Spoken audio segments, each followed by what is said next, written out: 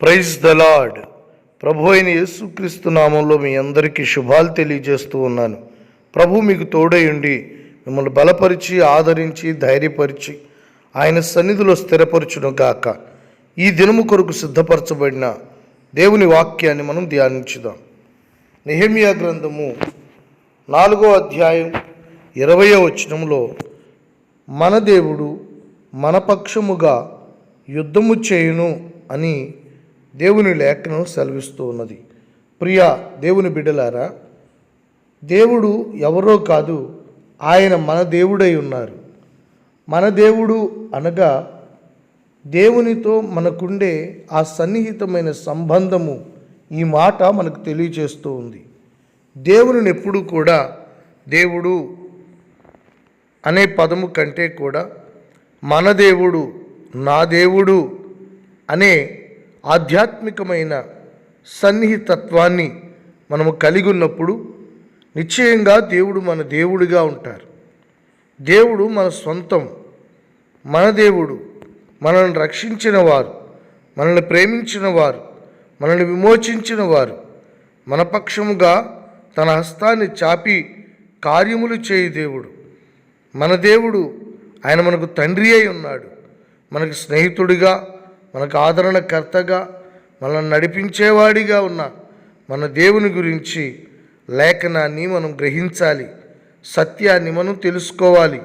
ధైర్యం కలిగి మన దేవుడిని మనం వెంబడించాలి. మన దేవుడు మన పక్షముగా నిలబడతారు. మన పక్షముగా నిలబడి మనల్ని నడిపించువాడు. ఈ లోకములో మన పక్షముగా ఉండేవారు ఎవరున్నారు? ఎవరైనా ఉన్నారు అంటే మన నుండి ఏదైనా ఆశించేవారు, లేక మన వలన ఏదైనా మేలు పొందుకున్నవారు. అంతకు మించి మరెవరు కూడాను మన పక్షంగా రారు. మన పక్షంగా ఒకవేళ మనుష్యుడు ఉంటే మనుషుడు ఏం చేయగలుగుతాడు? మనుషుని వలన ఏం జరుగుతుంది? నా ప్రియమైన సహోదరుడా, సహోదరి, మనుషులకు అసాధ్యమైనవి దేవునికి సమస్తము సాధ్యం. కనుక మన పక్షముగా మనుషులు ఉండాలి, లేక ఈ లోకం ఉండాలి అనే ఆలోచన, ఆశలు విడిచిపెట్టి ఇక నుండి మన దేవుడు మన పక్షంగా ఉండాలనే ఒక తలంపుతో దేవునిలో మీరు కొనసాగండి. దేవుడు మన పక్షంగా ఉంటే మనకి విరోధి ఎవడు? ఏ విరోధి నిలబడలేడు కదా. దేవుడు మన పక్షంగా ఉంటే ఈ లోకంలో మనకి కొదువేమున్నది? ఈ లోకంలో నష్టమేమున్నది? దేవుడు మన పక్షంగా ఉంటే సకల సమృద్ధి, సకల సమాధానం, సకల నెమ్మది మనం అనుభవిస్తాం.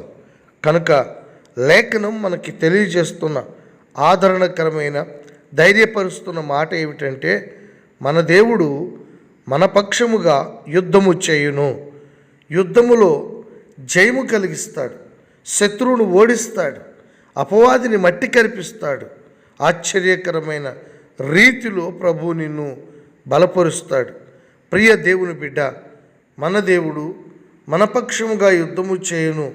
కనుక మనము ఆయన పక్షంగా నిలబడదాం, ఆయనతో కూడా ఉందాం, ఆయన చాటున దాచుకుందాం, ఆయన చేతికి అప్పగించుకుందాం, ఆయన యందు విశ్వాసం కలిగి ఆయన మార్గములో నడుచుకుందాం.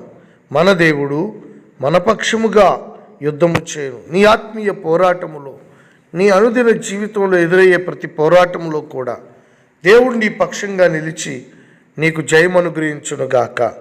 అన్ని విషయాలలో దేవుడు నిన్ను జయవీరునిగా నిలబెట్టునుగాక. సంతోష సమాధానాలతో, సంభ్రమానందాలతో ప్రభు నిన్ను అలంకరించునుగాక. ప్రార్థన చేసుకుందామా? మహాదేవుడా, పరిశుద్ధుడా, ఆశ్చర్యకరుడైన తండ్రి, బలహీనమైన మా జీవితాలలో, ఎన్నికలేని మా జీవితాలలో తండ్రి, ఓడిపోతూ పడిపోతూ అపజయాలు పాలవుతున్న మా జీవితాలలో మీరిచ్చిన వాగ్దానపూర్వకమైన మాటను బట్టి స్తోత్రాలు. అవునయ్యా, నీవు మా దేవుడవు, మా పక్షంగా ఉండువాడవు, మా పక్షంగా యుద్ధము చేయువాడా. నీ బిడ్డలందరితో ఉండి యుద్ధము చేసి జయమిచ్చి మరి బలపరిచి స్థిరపరిచి మీ రాజ్యం కొరకు సిద్ధపరచమని, సాక్షులుగా నిలుపమని యేసు నామములో అడుగుతున్నాము తండ్రి. Amen, amen, amen.